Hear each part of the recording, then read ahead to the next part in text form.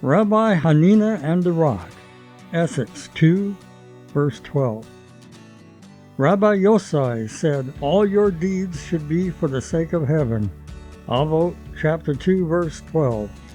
Rabbi Chanina ben Dosa watched all the people going up to Jerusalem, taking with them fine gifts and offerings for the temple. How he longed to go with them and bring some wonderful gift for God. Alas, Rabbi Chanina was very poor. He had nothing he could offer to God. Sadly, all alone in a deserted field, suddenly he saw an interesting stone on the ground.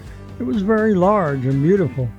"What a splendid idea," thought Rabbi Chanina. "I will take this stone to the holy temple as my gift to God." Rabbi Chanina ran home to get his tools.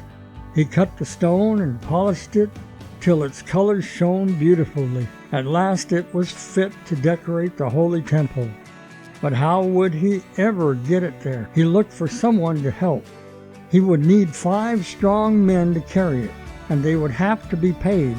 What was Rabbi Chanina to do? He barely had 5 gold coins as his whole life's savings. Suddenly 5 men appeared as if out of nowhere. "We will help you carry this stone," they said, "and you give us each one a gold coin." That was exactly how much money Rabbi Chanina could afford. "Yes," he agreed at once, "I will give you that much. You must also help us to carry the stone," the men said. As the men lifted the stone, Rabbi Chanina placed his hand under it too. It felt miraculously light. Suddenly he found himself in Jerusalem, standing right there in the holy temple. "Here, I'll pay you," he said to the men, but they had all vanished. Rabbi Chanina hurried to speak with the sages who sat in the temple. They smiled.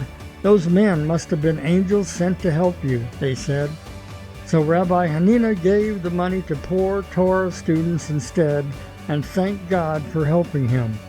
This story teaches us many interesting lessons. Nowadays, it is in our hands to bring Moshe. That might seem like an impossible, difficult task. How can we ever do it? We must take a lesson from Rabbi Chanina. If we really want to bring Moshe, we need only try, even if all we do is put our hand to the rock. God will make it possible for us, and before we know it, we will find ourselves in Jerusalem together with Moshe and all the Jewish people.